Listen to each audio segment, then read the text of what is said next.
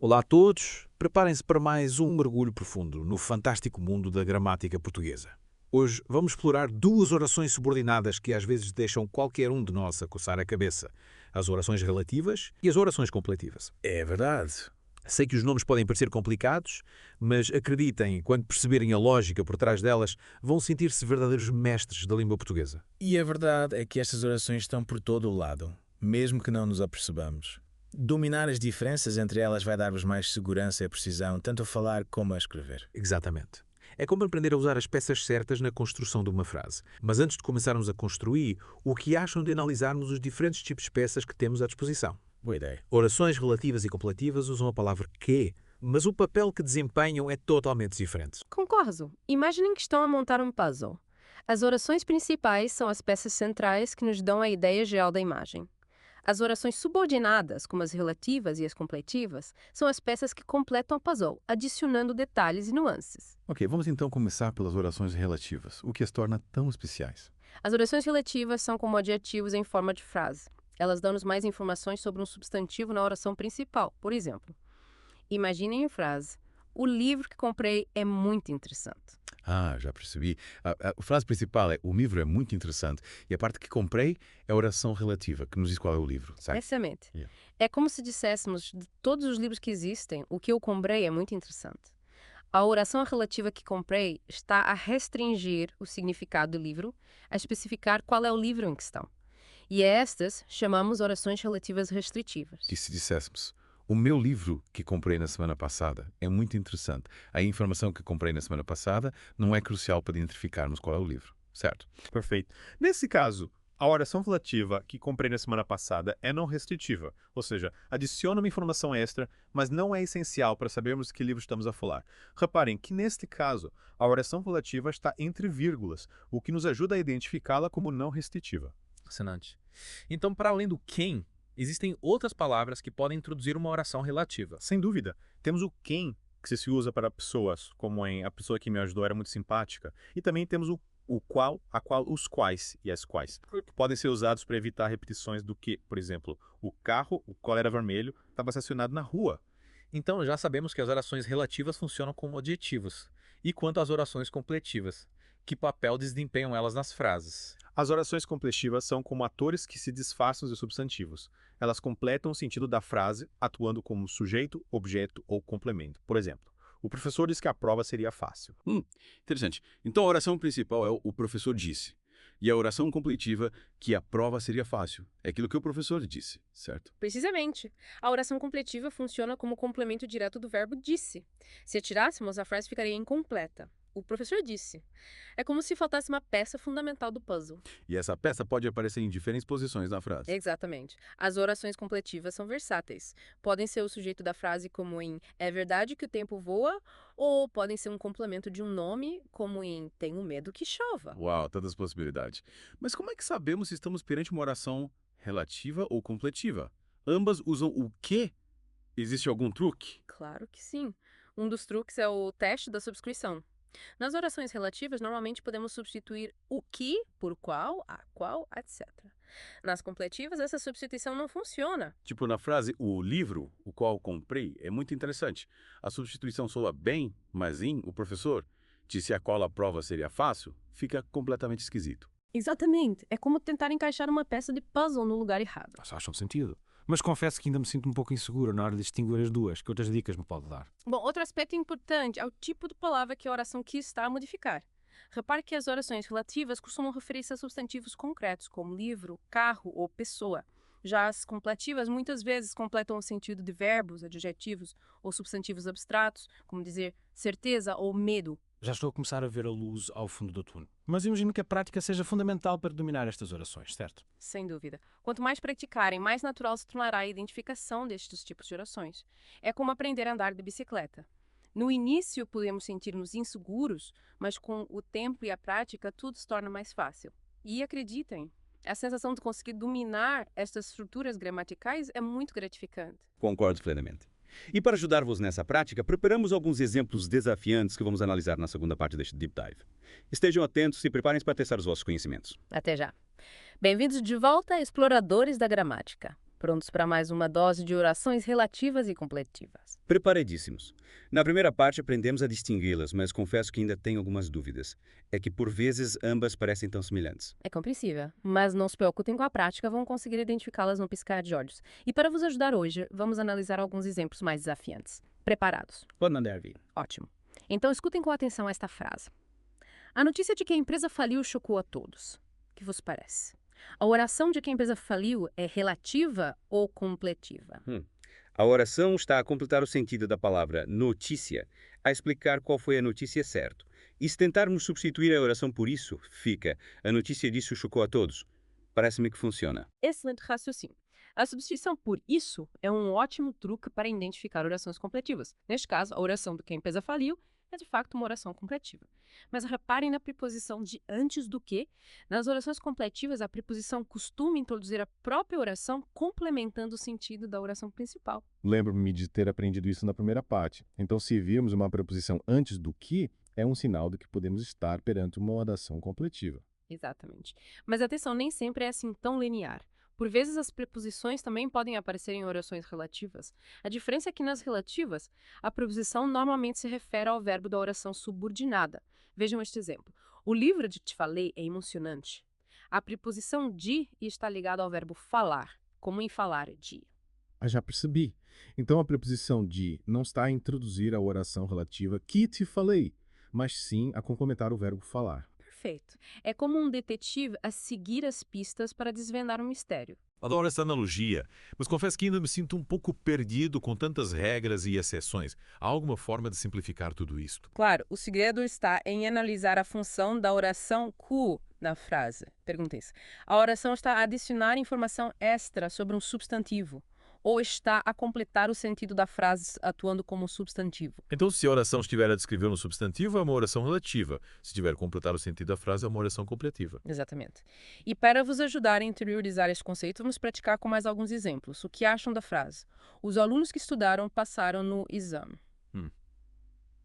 A oração que estudaram está claramente a referir-se aos alunos, a dizer-nos quais alunos passaram no exame. Se atirarmos, ficamos com os alunos que passaram no exame. A frase continua a fazer sentido, mas perde a especificação de quais alunos passaram. Muito bem observado. Isso significa que a oração que estudaram é uma oração relativa. E como especifica o substantivo alunos, é uma oração relativa restritiva. Perfeito. Estão a tornar-se verdadeiros especialistas em orações. Que tal mais um desafio? Prestem atenção a esta frase. É importante que sejamos honestos. É importante, é a oração principal. E que sejamos honestos parece estar a dizer-nos o que é importante. Será que é uma oração completiva? Exatamente. Neste caso, a oração que sejamos honestos atua como o sujeito da frase. Se a substituirmos por a honestidade, ficamos com a honestidade é importante. Vemos que a oração completiva está a desempenhar o papel de um substantivo. Uau! É incrível como as orações completivas podem assumir diferentes funções. Mas como é que conseguimos identificar qual é a função específica que desempenham? Aí o segredo está em observar a relação da oração com os outros elementos da frase. Por exemplo, se a oração completiva vier depois de um verbo, é provável que funcione como complemento direto, como em espero que seja tudo bem. Mas se vier depois de um substantivo abstrato, pode ser um complemento nominal, como tenha a certeza que vais conseguir. Então temos de analisar a oração no contexto da frase, para perceber qual é a sua função. Precisamente. É como um jogo de detetive gramatical. E com prática vão começar a reconhecer os padrões e a identificar as funções das orações completivas com mais facilidade. Estou a adorar esta aventura gramatical, mas já estamos a chegar ao fim da segunda parte. O que nos espera na última parte deste Deep Dive? Na última parte vamos explorar algumas particularidades das orações relativas e completivas e vamos ver como é que estas estruturas podem ser usadas para tornar a nossa escrita mais rica e sofisticada. Preparem-se para mais alguns desafios e para descobrir os truques dos mestres da língua portuguesa. Mal posso esperar. Até já. Bem-vindos de volta à última parte da nossa aventura gramatical. Depois de termos explorado as diferenças entre orações relativas e completivas e de termos treinado a nossa capacidade de as identificar, o que nos espera agora? Agora que já dominou os conceitos básicos, chegou a hora de afinarmos o nosso ouvido e a nossa sensibilidade para algumas nuances destas orações. Por vezes, pequenos detalhes podem fazer toda a diferença na forma como construímos as frases. Interessante. Que tipos de detalhes? Por exemplo, a colocação das orações relativas. Reparem que, por vezes, a posição da oração relativa pode mudar o foco da frase. A sério? Sim, vejam estes exemplos. O livro que está na mesa é meu e o livro que está na mesa é meu. Qual a diferença entre as duas? Na primeira frase, a oração relativa que está na mesa parece ser essencial para identificarmos qual é o livro. Já na segunda frase, a oração relativa está entre vírgulas e parece adicionar uma informação extra sem ser crucial para identificarmos o livro. Perfeito. Na primeira frase, a oração relativa é restritiva e está a dizer-nos que, de todos os livros que existem, o que está na mesa é meu. Na segunda frase, a oração relativa é não restritiva e está apenas a acrescentar um detalhe sobre o livro, que já sabemos ser meu. As vírgulas, neste caso, são como parênteses que isolam a informação adicional. Então, a posição da oração relativa e a presença das vírgulas podem mudar o significado da frase. É fascinante como a pontuação pode ter um impacto tão grande na nossa comunicação. Sem dúvida. Outro aspecto interessante é a possibilidade de omitir o pronome relativo que, em algumas orações relativas, por exemplo, em vez de dizer o filme que vi ontem era muito bom, podemos dizer o filme que vi ontem era muito bom. É uma forma mais coloquial e económica de construir a frase sem perder o sentido. Já ouvi essa construção várias vezes, mas nunca tinha parado para pensar que se tratava de uma oração relativa com pronome que é omitido. É como um código secreto da língua portuguesa. Exatamente. E como em todos os códigos secretos, é preciso conhecê-lo para o decifrar. Mas não se preocupem, com a prática o vosso ouvido vai se habituando a estas construções e vão começar a reconhecê-las automaticamente. Que fixe! E já agora, em relação às orações completivas, há mais algum truque? Claro que sim. Um dos truques é usar as orações completivas para criar frases mais complexas e elegantes, evitando repetições e estruturas demasiado simples. Por exemplo, em vez de dizer ele disse que ia à praia e que ia nadar, podemos usar uma oração completiva para condensar a informação. Ele disse que ia à praia nadar. Uau! Essa construção soa muito mais fluida e sofisticada. É como transformar duas frases curtas numa frase mais longa e elaborada. Exatamente. As orações completivas permitem-nos construir frases mais harmoniosas e evitar a repetição de conjunções como e ou mas. É como se tivéssemos a tecer um texto mais rico e complexo. Adorei esta viagem pelo mundo das orações relativas e completivas. Sinto que aprendi imenso e que estou mais preparado para enfrentar os desafios da gramática portuguesa. Mas, acima de tudo, fiquei fascinado com a riqueza e a complexidade da nossa língua. E lembrem-se, a gramática não é um bicho de 7 cabeças. É uma ferramenta poderosa que nos ajuda a comunicar melhor e a expressar as nossas ideias com mais clareza e precisão. Quanto mais a explorarem, mais vão descobrir a sua beleza e a sua riqueza. Concordo plenamente. Espero que este mergulho vos tenha inspirado a continuar a explorar a nossa língua. Até a próxima aventura gramática. Complementar Até o verbo falar. Perfeito. É como um detetive a seguir as pistas para desvendar um mistério. Adoro essa analogia, mas confesso que ainda me sinto um pouco perdido com tantas regras e exceções. Há alguma forma de simplificar tudo isto? Claro, o segredo está em analisar a função da oração cu na frase. Perguntem-se. A oração está a adicionar informação extra sobre um substantivo ou está a completar o sentido da frase atuando como substantivo? Então, se a oração estiver a descrever um substantivo, é uma oração relativa. Se tiver a completar o sentido da frase, é uma oração completiva. Exatamente. E para vos ajudar a interiorizar este conceito, vamos praticar com mais alguns exemplos. O que acham da frase? Os alunos que estudaram passaram no exame. A oração que estudaram está claramente a referir-se aos alunos a dizer-nos quais alunos passaram no exame. Se atirarmos, ficamos com os alunos que passaram no exame. A frase continua a fazer sentido, mas perde a especificação de quais alunos passaram. Muito bem observado. Isso significa que a oração que estudaram é uma oração relativa. E como especifica o substantivo alunos, é uma oração relativa restritiva. Perfeito. Estão a tornar-se verdadeiros especialistas em orações. Que tal mais um desafio? Prestem atenção a esta frase. É importante que sejamos honestos. É importante, é a oração principal. E que sejamos honestos parece estar a dizer-nos o que é importante. Será que é uma oração completiva? Exatamente. Neste caso, a oração que sejamos honestos atua como o sujeito da frase. Se a substituirmos por a honestidade, ficamos com a honestidade é importante. Vemos que a oração completiva está a desempenhar o papel de um substantivo. Uau! É incrível como as orações completivas podem assumir diferentes funções. Mas como é que conseguimos identificar qual é a função específica que desempenham? Aí o segredo está em observar a relação da oração com os outros elementos da frase. Por exemplo, se a oração completiva vier depois de um verbo, é provável que funcione como complemento direto, como em espero que seja tudo bem. Mas se vier depois de um substantivo abstrato, pode ser um complemento nominal, como tenho a certeza que vais conseguir. Então temos de analisar a oração no contexto da frase, para perceber qual é a sua função. Precisamente. É como um jogo de detetive gramatical.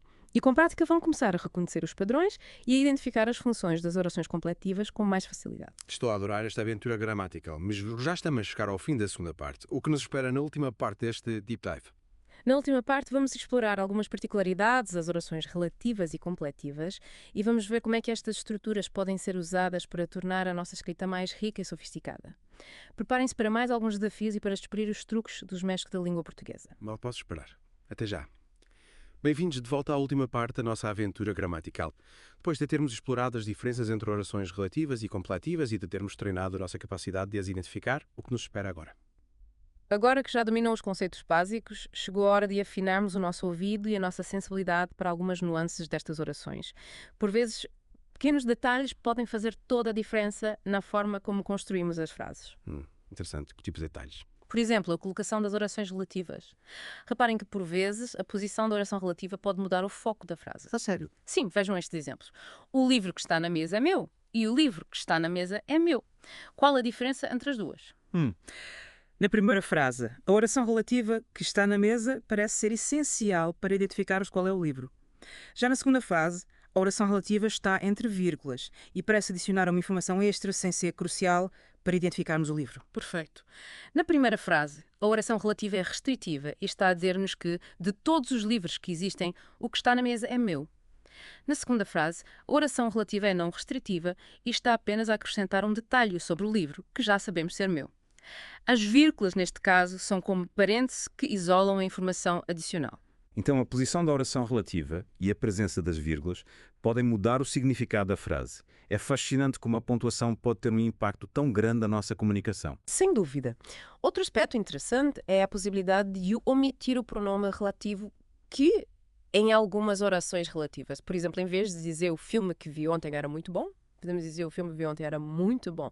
É uma forma mais coloquial e económica de construir a frase sem perder o sentido. Já ouvi essa construção várias vezes, mas nunca tinha parado para pensar que se tratava de uma oração relativa com pronome que é omitido. É como um código secreto da língua portuguesa. Exatamente. E como em todos os códigos secretos, é preciso conhecê-lo para o decifrar. Mas não se preocupem, com a prática o vosso ouvido vai se habituando a estas construções e vão começar a reconhecê-las automaticamente. Que fixe! E já agora, em relação às orações completivas, há mais algum truque? Claro que sim. Um dos truques é usar as orações completivas para criar frases mais complexas e elegantes, evitando repetições e estruturas demasiado simples. Por exemplo, em vez de dizer ele disse que ia à praia e que ia nadar, podemos usar uma oração completiva para condensar a informação. Ele disse que ia à praia nadar. Uau! Essa construção soa muito mais fluida e sofisticada. É como transformar duas frases curtas numa frase mais longa e elaborada. Exatamente. As orações completivas permitem-nos construir frases mais harmoniosas e evitar a repetição de conjunções como e ou mas. É como se tivéssemos a tecer um texto mais rico e complexo. Adorei esta viagem pelo mundo das orações relativas e completivas. Sinto que aprendi imenso e que estou mais preparado para enfrentar os desafios da gramática portuguesa. Mas, acima de tudo, fiquei fascinado com a riqueza e a complexidade da nossa língua. E lembrem-se, a gramática não é um bicho de 7 cabeças. É uma ferramenta poderosa que nos ajuda a comunicar melhor e a expressar as nossas ideias com mais clareza e precisão. Quanto mais a explorarem, mais vão descobrir a sua beleza e a sua riqueza. Concordo plenamente. Espero que este mergulho vos tenha inspirado a continuar a explorar a nossa língua. Até a próxima aventura gramática. Até breve.